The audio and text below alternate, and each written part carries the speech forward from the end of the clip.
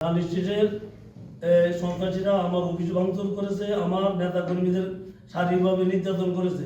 পলাশ নামে আমার এক নেতার হাতও ভেঙে দিয়েছে।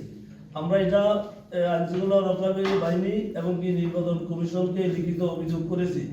এই পর্যন্ত এটা কোনো রেকর্ড বা এটা কোনো অ্যাকশন আমরা দেখিনি। বিশেষ করে ধানের প্রতীকের প্রার্থীর একটা অডিও রেকর্ড আছে। উনি ওনার নেতা কর্মীদেরকে বলতেছে লাঠি রেডি করার জন্য আর 5 কেজি কি পাউডার পাঠাইছে, সেই পাউডার দ্বারা তৈরি করার জন্য কেন্দ্র যাতে ওনার নিয়ন্ত্রণে নেওয়া যায়, দখল করা যায়। এটার আমি মনে করি এই পরিপ্রেক্ষিতে আমি আশঙ্কা বোধ করছি নির্বাচনটা ফ্রি ফেয়ার ক্রেডিবল হবে কিনা, সেই ক্ষেত্রটা এখানে বিদ্যমান নাই। আমি নির্বাচন কমিশন এবং আইনশৃঙ্খলা রক্ষাকারী বাহিনীর প্রতি উদার আহ্বান রাখবো, সে জনগণের ভোটাধিকার প্রয়োগ করার স্বার্থে এটা যেন নিশ্চিত করে।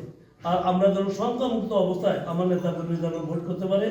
যখন একত্রিত হয় 20 জন 10 দল 15 দল মাস্তান, তখন সাধারণ মানুষ কিন্তু সেখানে ভীতির মধ্যে থাকে। কারণ সাধারণ মানুষ শান্তিপ্রিয় মানুষ শান্তিভাবে এই তাদের ভোটাধিকার প্রয়োগ করতে চায়।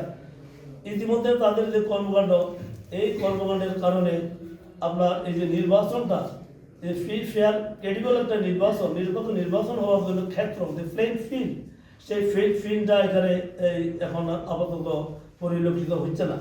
বিশেষ করে আমার ভোরের বাজারে যে ঘটনাটা ঘটছে, এই ঘটনাটা আমি আইনশৃঙ্খলা রক্ষাকারী বাহিনীকে অবহিত করেছি, আমি সহকারী রিটার্নিং অফিসারকে জানিয়েছি, আমি রিটার্নিং অফিসার জেলা প্রশাসক ওনাকে অবহিত করেছি, লিখিত জানিয়েছি।